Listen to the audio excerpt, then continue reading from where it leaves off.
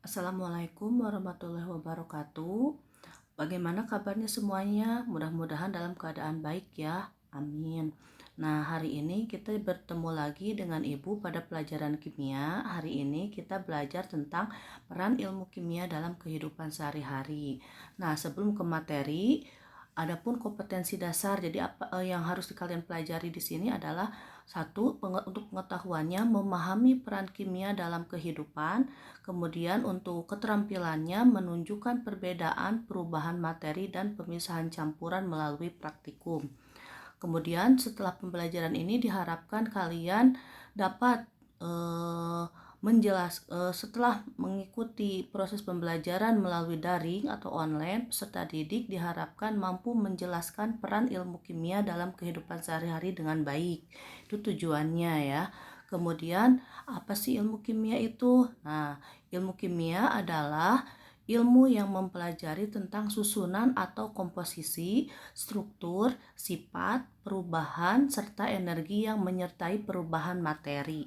Nah, kita lihat contoh di sini ada yang namanya di sini air. Nah, air tersusun dari komposisinya itu ada unsur hidrogen dan unsur oksigen, itu komposisinya.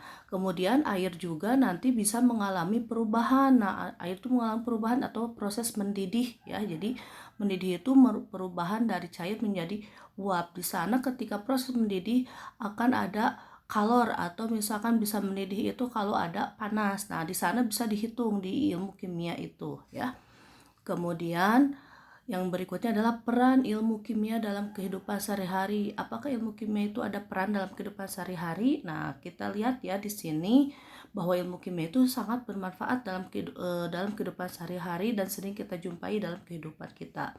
Yang pertama kita lihat di sini ada gambar bapak-bapak ya, di sini sedang ada di sawah. Kira-kira di sini sedang apa ya? Nih. Nah, di sini bapak ini sedang memberikan pupuk. Nah, apakah pupuk itu termasuk zat kimia atau termasuk dari bagian kimia?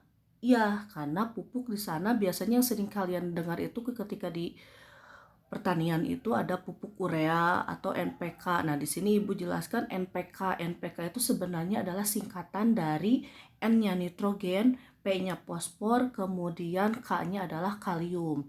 Kenapa membutuhkan unsur-unsur tersebut? Karena di sini para petani menggunakan NPK itu, fungsi dari nitrogen itu adalah untuk merangsang pertumbuhan batang, cabang, dan daun. Kemudian fosfor, apa fosfor gunanya? Fosfor itu untuk pembentukan akar dan membantu pernapasan serta mempercepat terbentuknya bunga atau biji ya.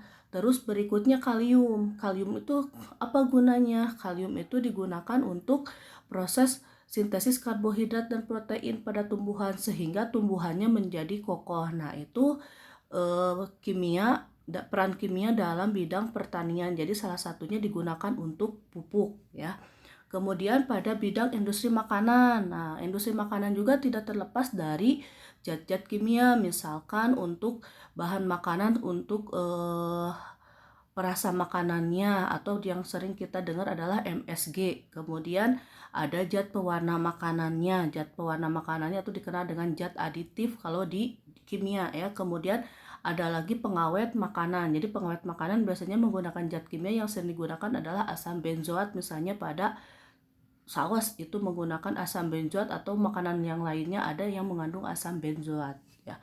Kemudian pada bidang kosmetik. Nah, bidang kosmetik itu semuanya menggunakan zat kimia ya. Di sana misalkan di kalian yang menggunakan bahan pemutih, nah di dalam pemutih itu mengandung arbutin.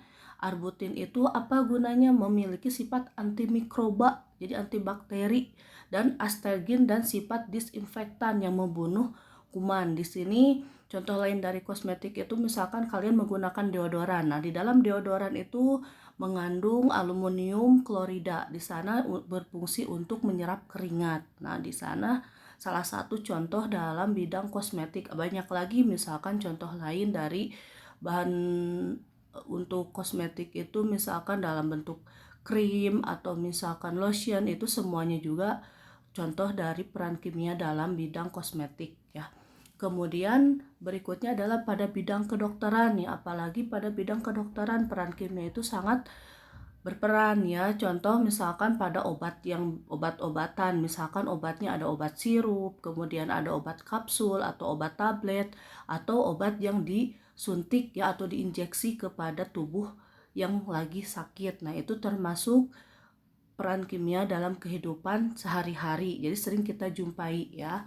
Kemudian, nah di sini industri tekstil. Nah, kalian tidak terlepas juga untuk pewarnaan pakaian. Biasanya yang sering disalahgunakan adalah pewarna pakaian digunakan untuk pewarna makanan. Jadi itu yang membuat bahayanya. Nah, di sini kita lihat industri tekstil itu adalah misalkan yang sering digunakan zat kimianya itu adalah azodis atau pewarna azo. Nah, pewarna ini sangat umum digunakan untuk pakaian atau kulit dan tekstil. Nah, di sini bentuk pewarnanya merupakan amina, senyawa yang berasal dari amonia yang diketahui meningkatkan resiko kanker kantung kemih. Nah, ini yang bahayanya ya kalau digunakan untuk makanan ya. Jadi ini hanya untuk digunakan untuk pakaian atau tekstil. Nah, contoh lain dari pewarna tekstil adalah one take. Mungkin kalian yang sering kita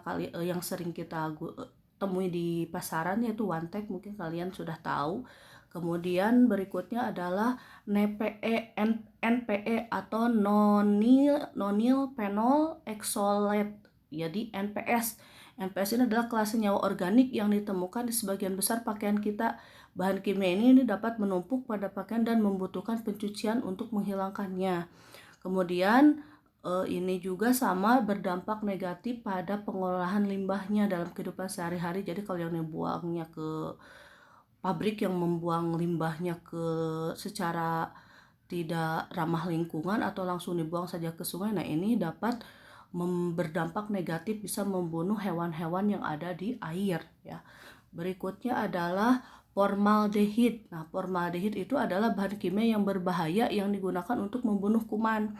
Jadi biasanya pakaian juga untuk mengawetkan biar awet. Jadi pakaian juga suka diawetkan juga. Ini untuk mengurangi munculnya kerutan atau membuatnya bebas kusut. Nah, ini menggunakan formaldehid ya.